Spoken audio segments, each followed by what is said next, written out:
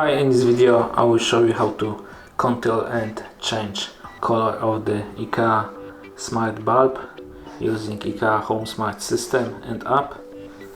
Open this app on your smartphone, and there you have Smart Bulb added, and slide to change the bulb power and tap there to change the color.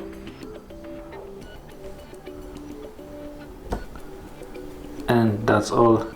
That is the way to control the IKEA Smart Bulb using the smartphone.